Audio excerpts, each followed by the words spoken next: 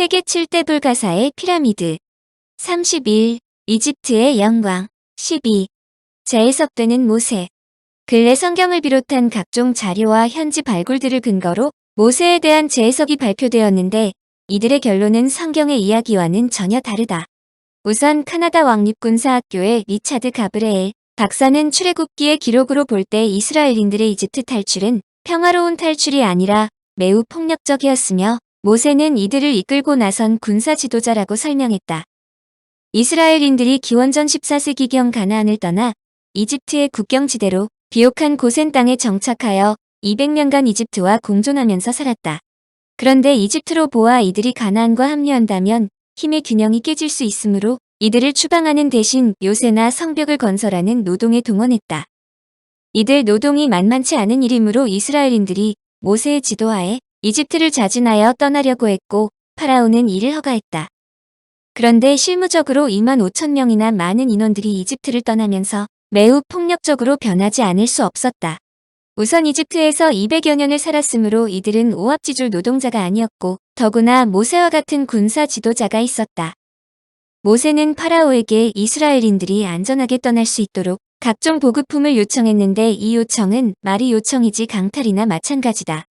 히브리 자료에 의하면 이 당시 상황을 니차이엘이라고 적었는데 이는 보급품을 무력으로 빼앗았다는 뜻이다. 즉 이스라엘인들은 약속의 땅으로 가면서 이집트 도시들을 철저하게 파괴하면서 보급품을 약탈했다. 데이비드 조지 교수는 성경에서 이 정황을 모세가 이집트에서 노예 생활하던 이스라엘인들을 이끌었다고 설명했지만 실제로는 대규모 용병 부대를 지휘한 지휘자로 인식하며 그가 이끈 군사는 약 1000명으로 생각한다.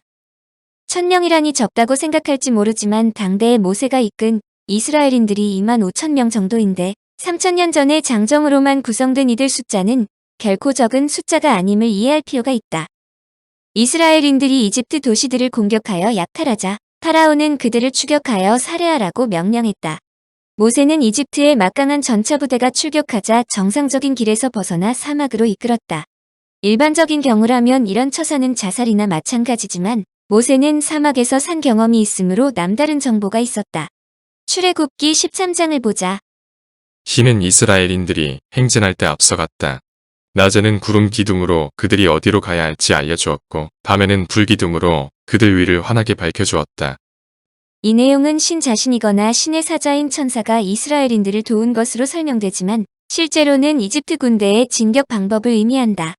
당시 이집트는 북쪽 메소포타미아까지 영향을 미치고 있었는데 낮에는 연기를 피워 전진했고 밤에는 각 대열 선두병사가 불타는 횃불을 들어 장병들은 그것을 보고 따라가도록 했다. 이 방법은 알렉산더 대왕이 이집트를 정복할 때 사용한 방법이다. 그런데 모세는 이들 신호 방법을 역이용했다. 이집트군이 놀란 것은 불의 위치다.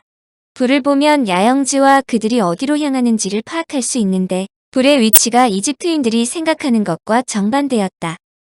기본 행군 방식에 의하면 이스라엘인들은 불과 파라오 군대의 중간에 있어야 하는데 이집트인들이 볼 때 이스라엘인들은 이스라엘 쪽이 아니라 이집트 쪽을 향하는 것이다. 즉 홍해를 등진 것으로 이집트군은 이스라엘인들이 길을 잃었다고 판단했다. 이는 전적으로 모세가 이집트인을 속인 것이다. 모세는 불기둥을 전면이 아니라 후방에서 피우도록 했다. 사실 현대도 밤에 행군할 때 밝은 빛을 바라보지 못하게 한다. 밤에 밝은 빛을 응시하면 인간의 눈은 30분에서 1시간 정도 지나야 정상으로 돌아올 수 있다는 것은 잘 알려진 사실이다. 즉 모세는 횃불 부대들을 후면에 배치하여 이집트군이 수백 미터 이상 떨어져 있는 이스라엘인을 볼 수 없도록 한 것이다. 홍해를 건넜다는 문제도 학자들은 간단하게 설명한다. 모세는 이들 지역에서 오래 살았으므로 하루 중 특정 시간, 특정 장소에서 홍해를 건널 수 있음을 잘 알고 있었다. 특히 남동쪽 수단 사막에서 바람이 불면 조수가 빠지면서 북쪽으로 물을 당겨 짧은 시간 동안 수백 미터의 길이 열린다. 성경의 이야기처럼 기적은 아니지만 이집트인들이 볼 때 깜쪽같이 홍해를 건너 사라진 기적이 일어난 것이다. 그것도 한두 명이 아니라 무려 25,000명이나 되는 인원이다. 이집트군이 홍해를 등졌으므로 완전히 포위되었다고 생각하며 다음날 아침 보니 25,000명이 깜쪽같이 사라졌다. 더욱 놀란 것은 홍해는 배가 없으면 건널 수 없이 바닷물이 꽉 차 있었다. 더구나 이집트 전차는 부드러운 늪 바닥에 빠져 이동도 하기 어려웠다. 모세가 전투 없이 이집트 군을 통쾌하게 물리친 것이다. 이집트를 무사히 탈출하자 모세군은 가나안 땅으로 가는 여정 동안 완전한 약탈군으로 변한다. 이 당시 모세는 군사령관으로 높은 곳에서 전투를 지휘했고 공격군을 실제로 이끈 사람은 여호수아다. 모세가 약속의 땅으로 직접 들어가지 않고 남쪽의 시나이산으로 간 것은 전략적인 의도가 있기 때문이다. 우선 그가 지휘하는 1000명 정도의 군사로는 가나안을 공격할 수 없었다. 그러므로 훈련된 대규모 군사와 질 좋은 무기가 필요했다. 시나이에는 구리와 주석 등 청동무기 재료가 있었고 인근에 그니스란 부족이 살았는데 그들은 금속을 잘 다루었다. 모세의 의도를 모르는 이스라엘인들이 모래, 늪지대는 물론 생각하지 못한 산과 그들과 적대적인 불황만 조우하는 것을 보고 모세에게 불평불만하면서 반란을 기도하는 것은 어쩌면 당연한 일이라고 볼 수 있다. 그런데 여기에서 모세는 남다른 정치 감각으로 선수를 친다. 시나이 산으로 올라가 반란자들을 처형할 구실 즉 신의 뜻을 거역했다는 것을 증명하기 위해 십계명이란 아이디어를 도출했다는 것이다. 이것이 모세가 40일간의 시나이 산에서 머문 이유다. 모세가 시내산을 내려오자 그의 반대 세력을 제거할 명분을 확보한다. 이스라엘인들이 금도금한 소를 제작한 것이다. 그는 십계명이 적힌 석판을 부순 후 반대자의 처형을 레위족 즉 모세의 근위병에게 명령한다. 이들은 막사를 돌아가면서 반란 주도자와 일가족을 모두 살해하는데 이때 희생된 사람의 숫자를 약 3,500명으로 추산한다. 모세가 특별히 이런 일을 레위족에게 시킨 이유는 정확하게 알려지지 않았지만 스티븐 웨인가트너 박사는 레위족이 이스라엘인들 중에서 절대적인 종교적 신념을 갖고 있었을지 모른다고 추정했다. 이를 보면 모세가 매우 지독한 독재자임을 알 수 있다. 원래 이스라엘 부족 구조는 매우 민주적인데 모세는 자신이 신과 연결되어 있음을 강조하며 절대 복종을 강요했다. 레위족의 소위 만행은 모세에게 절대 권력을 쥐어주었는데 모세는 이를 기회로 병사를 1000명에서 5000명으로 증가시켰다. 5000명 정도는 전차 부대와 조우하지 않는다면 당대의 어느 부족과도 전투에서 승리할 수 있는 숫자다. 이들 숫자가 갑자기 늘어날 수 없으므로 모세가 40년을 광야에서 묵었다는 것은 인구가 증가하는 시간을 벌기 위해서라는 설명이다. 당대의 한 세대를 20년에서 30년으로 보면 충분한 시간이 된다. 모세는 이들을 이집트 군대 체제로 편성했다. 당시 이집트는 수많은 전투를 치렀으므로 남다른 전투 체계를 갖추고 있었다. 적지를 탐색하는 정찰대, 선두에서 전투를 벌이는 중무장 보병부대, 검과 방패로 무장하면서 신속히 이동할 수 있는 경보병 부대, 적을 후면에서 공격할 투석수와 궁수, 그리고 최후방에 또 다른 중무장 보병 부대를 배치하는 편제다. 장병들을 충분히 훈련시킨 모세는 드디어 가나안을 향해 진군한다. 가나안은 남다른 비옥한 지역이므로 이스라엘인들의 새 고향으로는 완벽했다. 그러나 가나안은 만만한 곳이 아니었다. 가나안은 성곽 도시인데다 군대 역시 이집트군의 체제를 갖고 있다는 점이 문제로 장병의 숫자는 최소한 1만여 명이 필요했다. 이는 시간이 해결할 문제였다. 더구나 모세는 후방에서 뒤통수 치는 것을 가장 경계했다. 모세로서는 가나안에서 평화롭게 정착하는 것이 목표가 아니라 완벽하게 점령하는 것이다. 그러기 위해서는 우선 5000명의 장병을 희생시키지 않고 즉 전투 없이 가나안까지 도착시켜야 했다.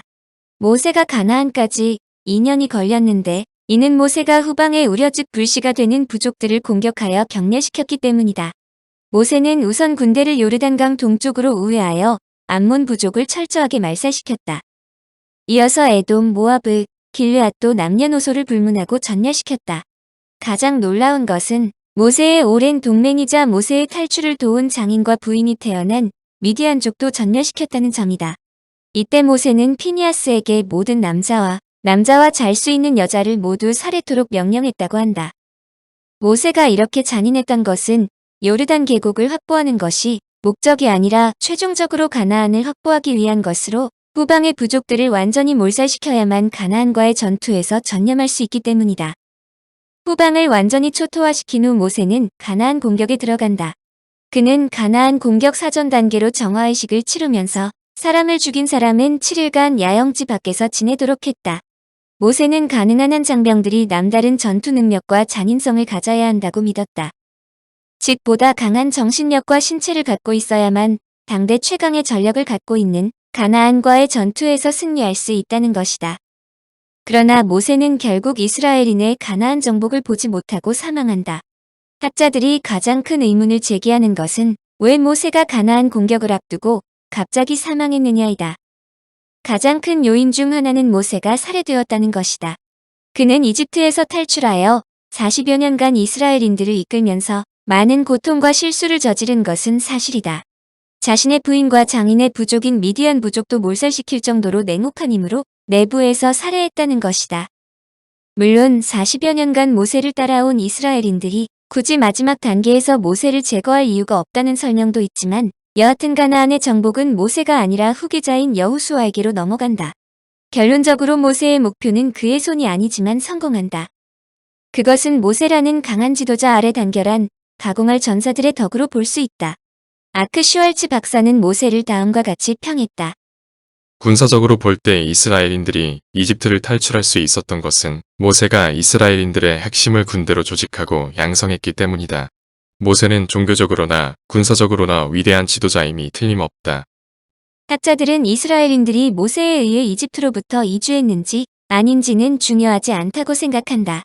진정으로 중요한 것은 모세가 이집트 탈출에 성공하여 궁극적으로 이스라엘인들로 하여금 유일신을 믿도록 만든 매개자라는 것이다. 성경에 의하면 모세는 가나안으로 들어가지 못하고 죽어 모압의 느보산에 묻혔고 여호수아가 백성들을 이끌고 요르단 강을 건너 세계에서 가장 먼저 건설된 것으로 알려진 여리고 성을 공략한다. 여리고 성은 1년 내내 물이 나오는 오아시스 도시이기 때문이다. 성경에는 이 당시 상황을 다음과 같이 적었다. 여호수아가 싸움을 일으키니 여리고의 담들이 무너져 내렸다. 백성은 성벽이 무너지자 성 안으로 쳐들어가 여자건 남자건 어린아이건 나이 먹은 노인이건 모조리 칼로 쳐 죽였다. 또 소든 양이든 염소든 나귀든 모조리 칼로 쳐 죽였다. 한마디로 성경에 나오는 가장 잔인한 장면 중의 하나인데 고고학자들은 이 유명한 학살이 기원전 1550년경 청동기 시대 중기 마렵에 실제로 발생했다고 추정하지만 여호수아와 여리고의 점령은 아무 관계가 없다고 본다. 모세의 시대 즉 여호수아가 찾아왔을 때 여리고는 이미 폐허했다는 것이다. 여호수아가 여리고를 점령했든 안 하든 이스라엘인들이 점령했다는 여리고는 매우 오래된 도시다.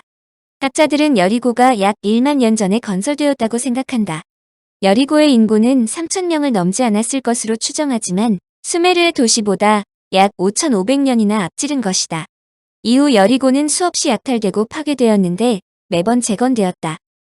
이스라엘인들의 여리고 점령은 가나안 지역을 확보하는 데 결정적인 여건이 되었다.